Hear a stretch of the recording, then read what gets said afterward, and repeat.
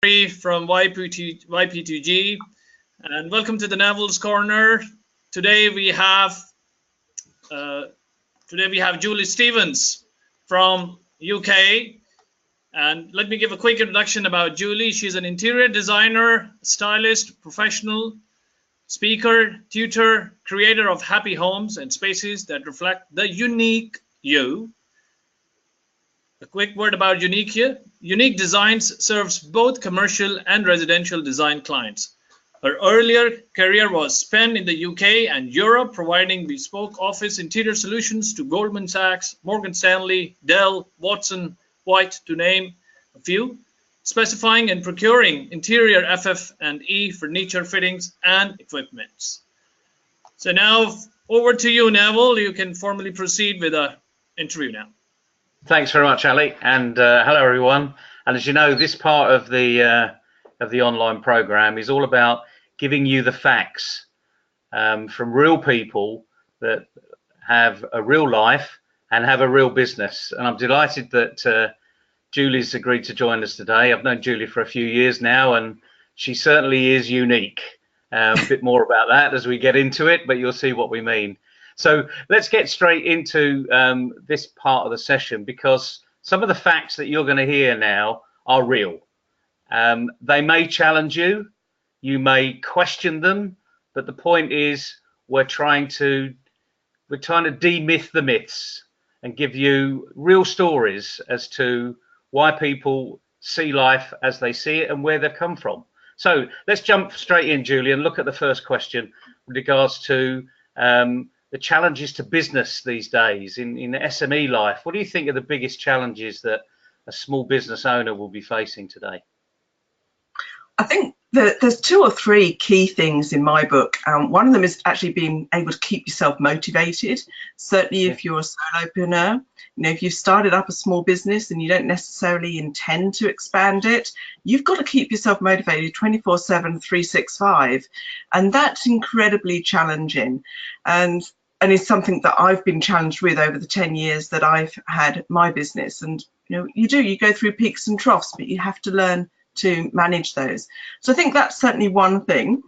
I think one of the other things is, as a small business owner, if you're not employing somebody, then you have to be able to reach out to other people to bring them into your team. They're going to support you, they're going to give advice to you, you're going to engage them to bring in their professional services into your business, because you can't be everybody in your business, and you have to kind of get to a point where you accept that you can't be everybody in your business and you have to engage other people. So I think one of those challenges is actually engaging with people who people are who they say they are. And I think a lot of people will present themselves in a way that they think they need to be seen or they think they need to be heard, but that's not the real them. And so when you actually start to do business with them, the relationship falls apart because you've not started on a firm foundation. So I think that's sort of, two things really that I would highlight is the challenge is getting motivated and keeping motivated, and then it's engaging with the right people that are going to support you on your journey, that are going to be honest with you, that have integrity as one of their values, and are willing to be humble and to learn. I think they're the things I found, challenging. I think the motivation is probably the most challenging.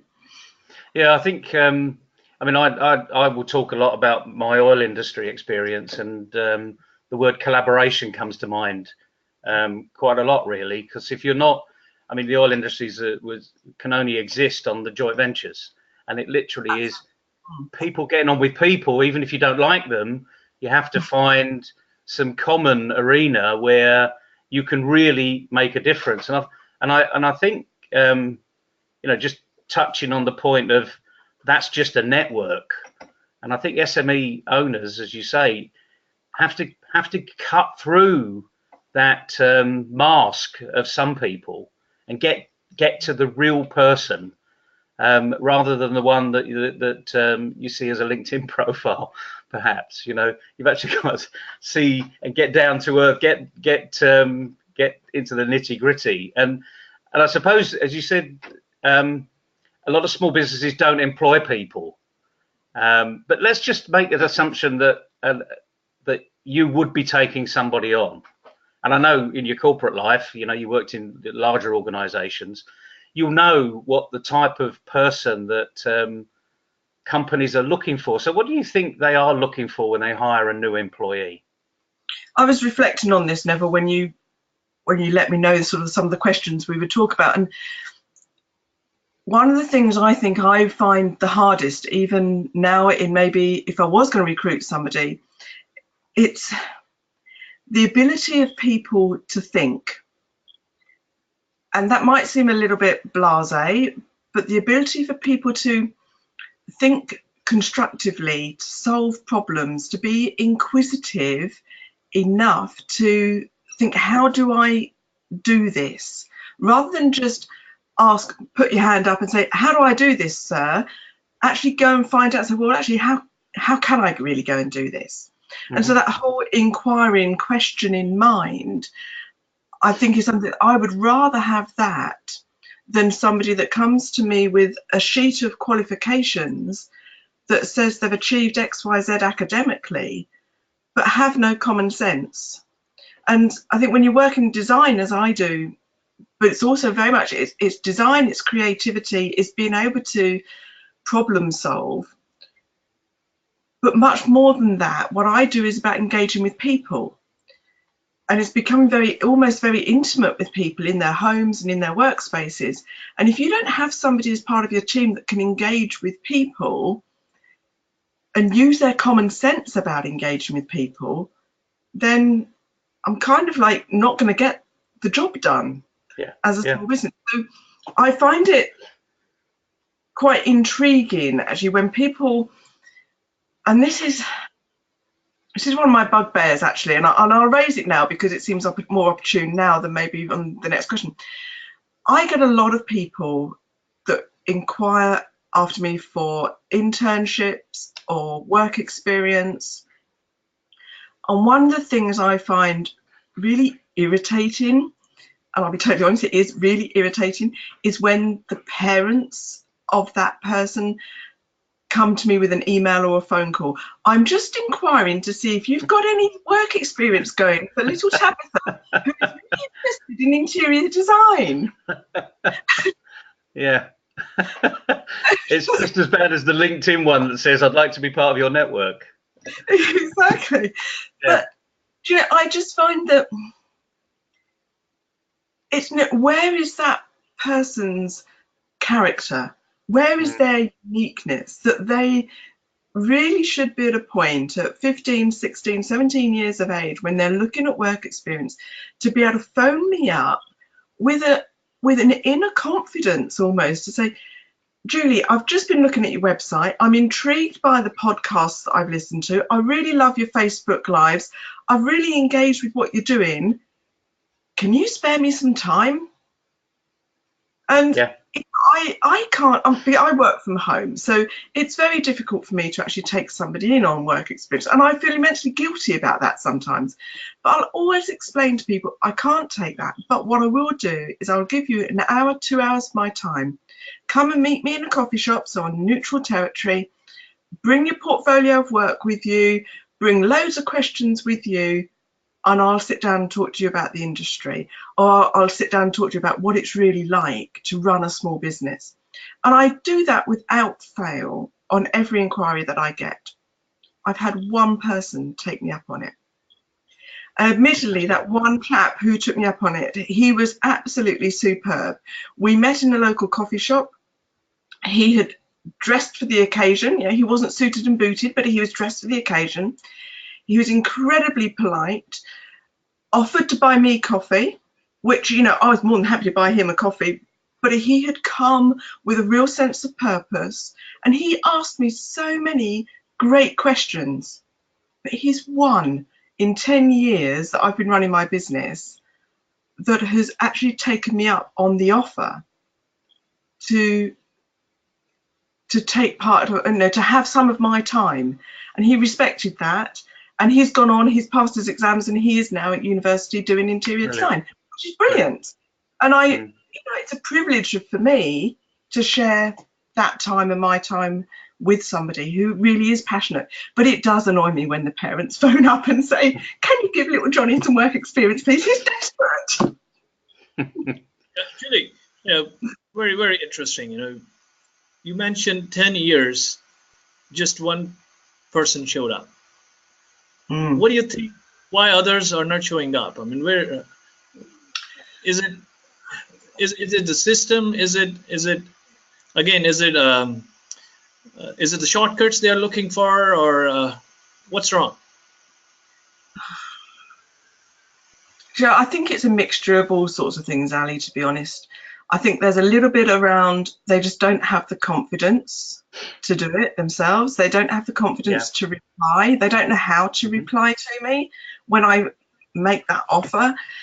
It's as though they've created this email, or the text has come through. They've been given that text by their school or college staff. So send this out and see what happens. And then when you reply, they don't know what to do with it.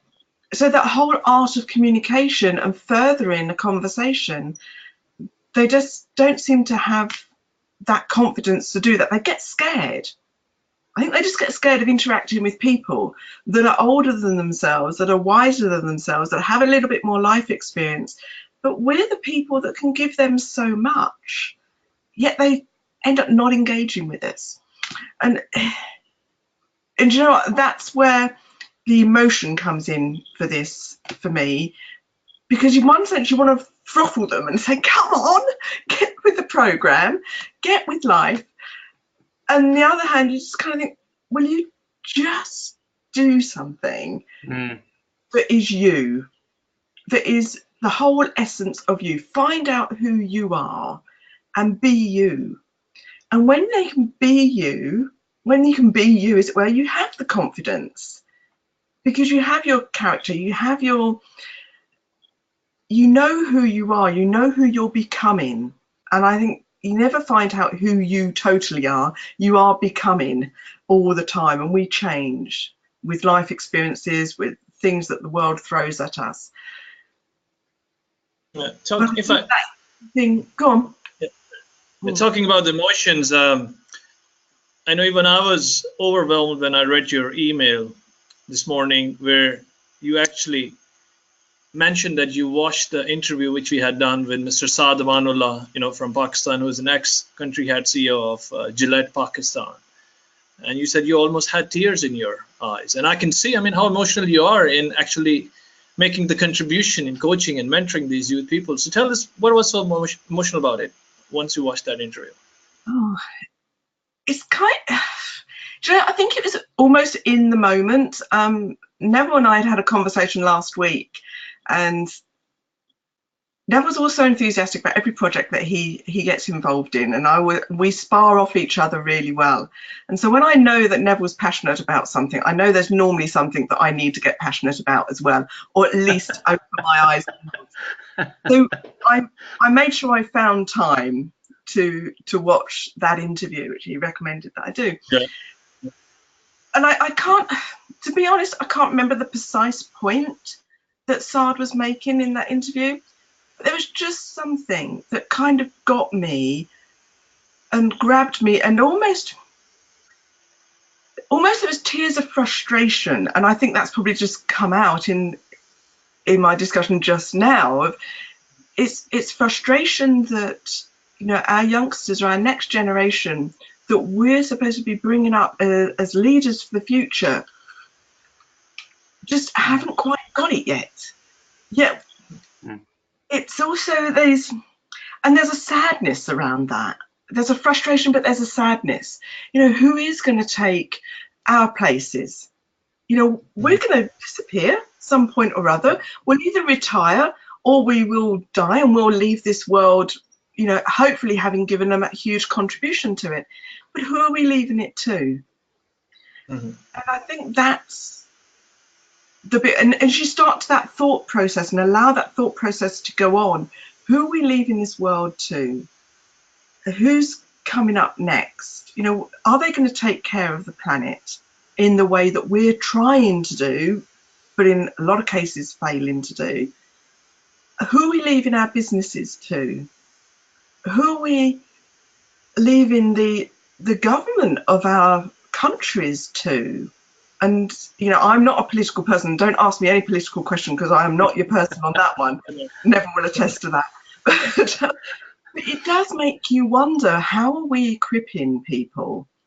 And are we doing them a disservice by not doing more for them? And I think that was something that was just hitting home as I was listening to that conversation. And yeah, very genuine, very sincere, genuine. Neville, any thoughts? Well, it you know, just strikes me that you know, I believe that the education profession as a whole are doing the best job they can. They're doing the job where, in some respects, parents have, through the matter of being able to live, have expected schools to develop their kids far more than previously. There's lots of competing time for young people's attention, not least technology and online, and following the shiny objects, as I call them, expecting that windfall is going to happen with a very little amount of effort. And I think we've got a bit of a disjoint, really, in that we are equipping young people with the technical ability. They're good at passing exams, but they're not good at communicating. And all of those simple values, you know, you mentioned common sense.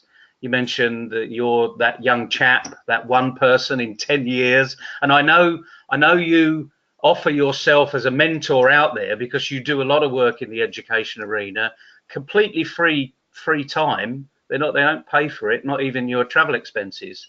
And no one took you up apart from this one person.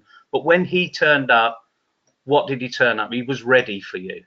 He was ready to really get the most out of that interview, even recognize that it's your time, and buying you a cup of coffee was all he could do, you know.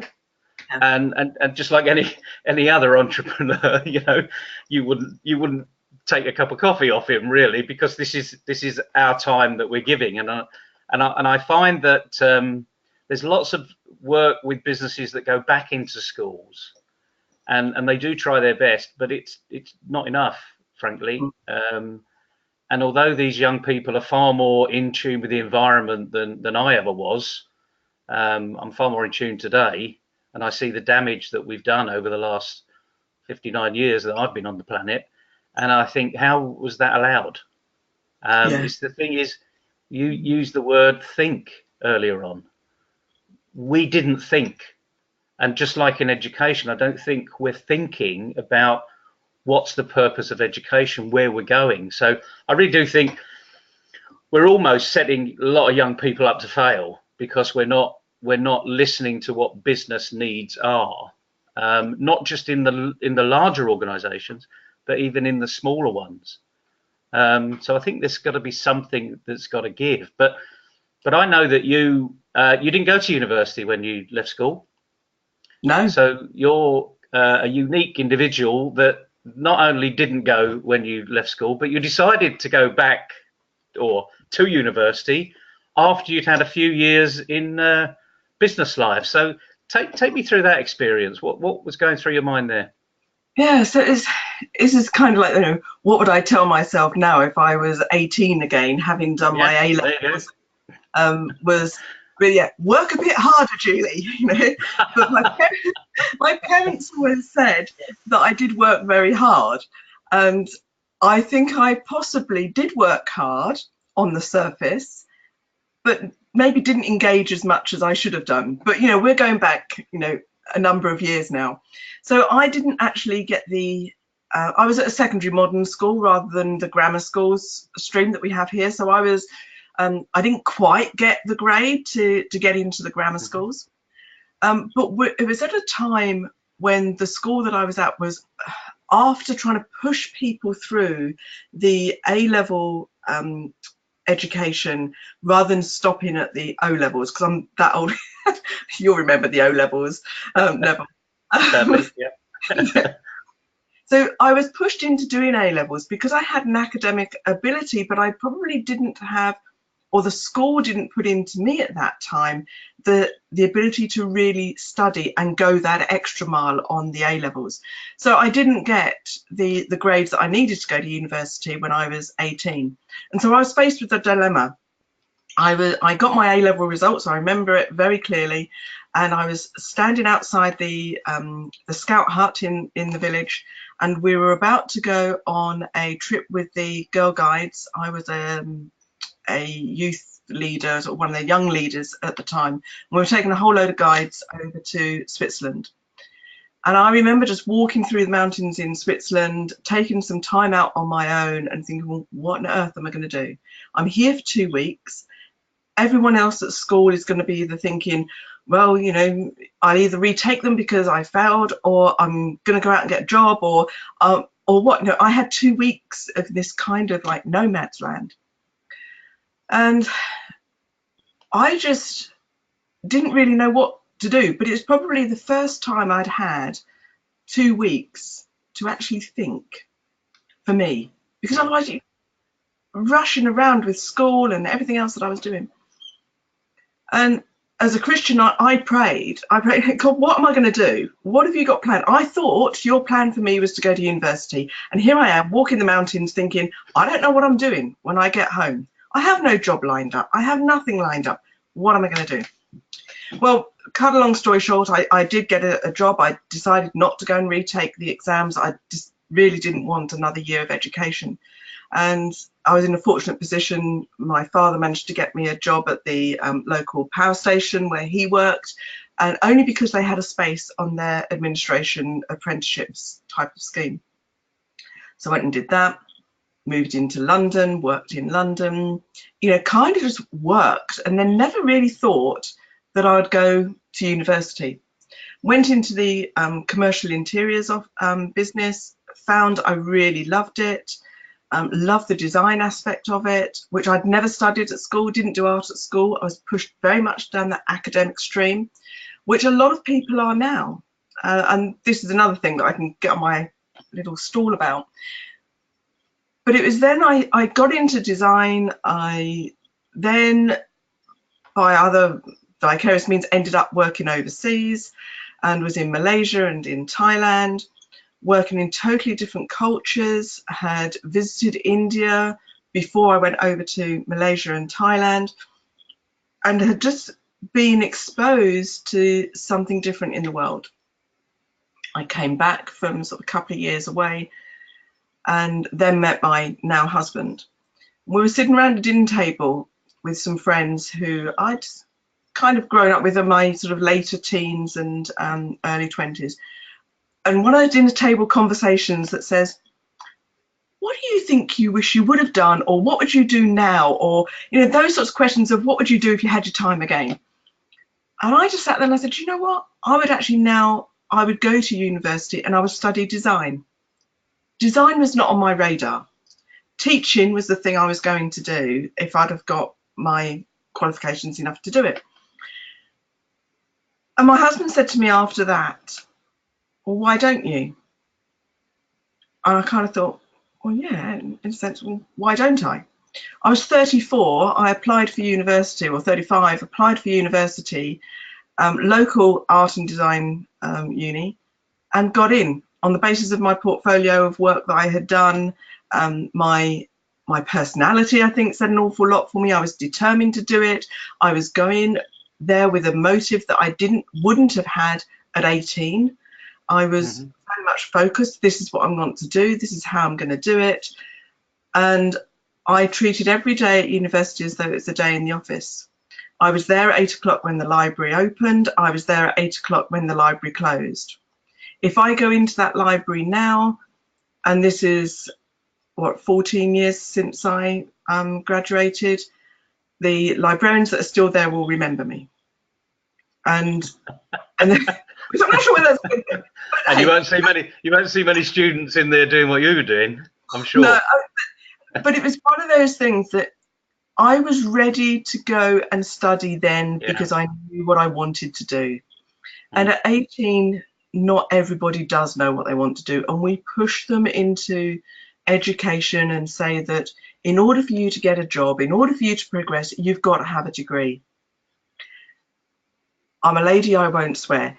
That's not the case. You know, you can still have a life, you can still work without a degree. You've just got to have the personality and the tenacity to actually get up and go for it and just do it. And I think then when I went back to study, it was a vocational degree. I knew I wanted to do interior design and interior architecture. It was something that I had a passion about. I didn't know the first thing about it when I was 17, 18 at school. You know, who does? You see your inside of your classroom. And certainly back in the 80s, that was the case, because interior design wasn't really a big thing as we see it now. And the media has taken hold of it, and obviously interior design now has a totally different meaning, you know, throughout the world, and we understand the implications of good design. Back then we didn't. And, you know, I think as when you enter something with a determination and a real knowing that that's what you're passionate about, you go and do it, and you're going to be successful at it. You have a real reason for doing it. So yeah, I didn't, you know, do my degree straight from school. I'm glad I didn't, to be honest. Life would be very different if I had. But the weird thing is, you know, I was going to do teaching when I was 18. I'd have lovingly taken up the place at university to do a Bachelor of Education degree. But now I find myself teaching and inspiring and mentoring other people. So I'm doing all the things that I would have loved to have done at 18, but without the whole of the education system bearing down on my neck. Without the straitjacket. Yeah. You know, I've now been teaching interior design, and you know, that is amazing to do that. And you find, you know, I was working with predominantly young adults or people that were already in the workplace that wanted a career change. So they're coming a similar path to me. They weren't doing a degree, they're doing a BTEC. So the ones that are below a degree here. And just their ability to learn and to take on that information was inspiring. But what was even more inspiring for me was the little bit of the rub to my ego, if you like, of the fact that they found me inspiring and they found me motivational, and they just said the amount of passion that I have for what I do rubs off on them. And you know, Neville, you've seen me in front of people. You get what you see with me. I am bubbly. I am vivacious. So I can vouch for the fact you are inspirational, and you do hold an audience around you, whether that rubs your ego or not. But they do spin off you because you're a giver. Yeah. And that's what we're doing on here, really. Absolutely. And so it's so great. It's great to get that feedback. But it's good to know that you're serving people well.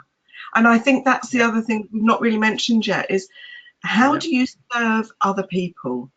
Because it's not about me, it's about how I give to other people and how I serve them. And I think one of the things, just to reflect back a little bit on what we were saying just now, around the schools doing their part, and parents are pushed from pillar to post on what they can do to support their children.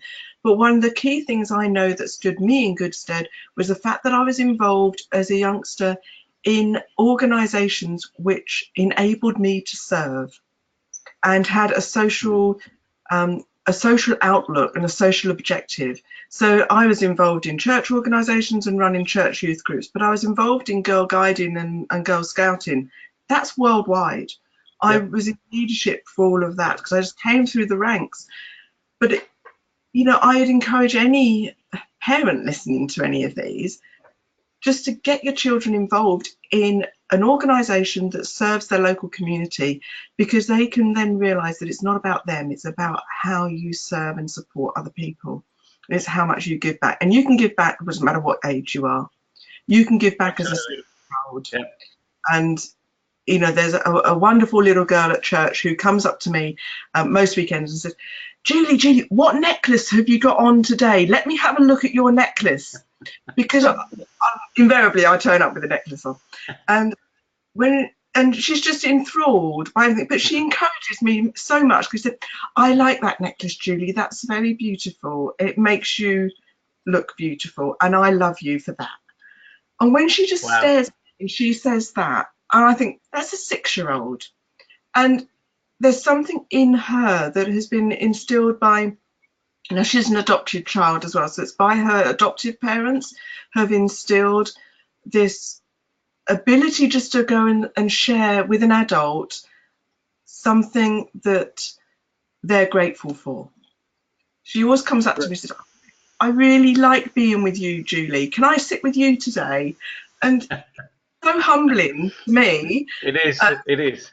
Let's hope she doesn't lose it, because I don't think she will. Because probably not. Probably not. As long as you're around, I don't think she will. I don't think she will. But we could speak forever on this subject, and I know you get quite passionate about it as well. And you've already given lots of takeaways here, but let's just focus on what we call tea time tips. It's someone that, when they listen to a tea time tip, they can actually think about while they're drinking a cup of tea. So if you've got 3 burning tea time tips, that would be absolutely fantastic. Well, you know me, Neville, I've always got something to say, but I wrote 3 things down, excuse me, and then I changed the order of them as to what I was going to tell you. Well, number 1, your time. Be fruitful. And that's being fruitful with the God-given talents and gifts that you have been given. Use them wisely to serve others. Love that. There's going to be things that you know you can do naturally that nobody else can do. It's the thing that becomes so easy for you to do, and other people go, why can't I do that?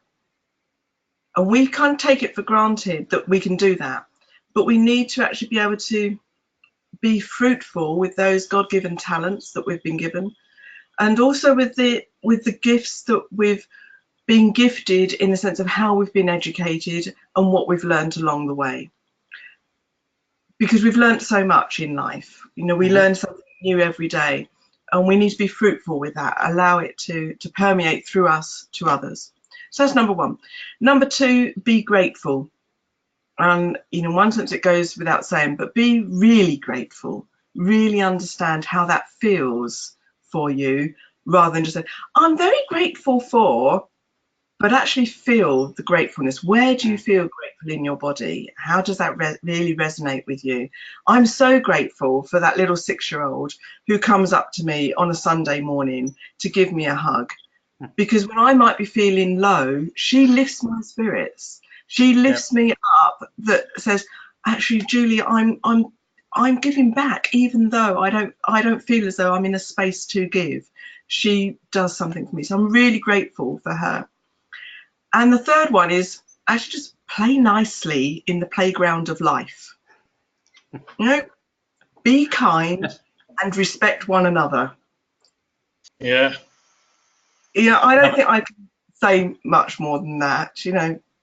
No, that's beautiful. Really. Absolutely beautiful. And what we've got there are just classic soft skills. You can't, you can read all about this in a book, but the smile on that young 6-year-old's face is not gone out of a book. Absolutely. She has to go and practice it. And the interesting thing, I suppose, is if she smiles at someone and they don't smile back, when does she stop smiling? That comes back to how resilient they are. But this is about the giving nature of people. And you are one of world's wonderful givers. So thank you for that. Thank you for being on today. And I'll just leave it to Ali to wrap up, because we're just about run out of time. So I'm sorry about that. You know me, I'll always talk. Thank you so much, Neville. Thank you. Pleasure. Thank you, Julie. I wish I could, we could stay for long because I was really enjoying watching and listening.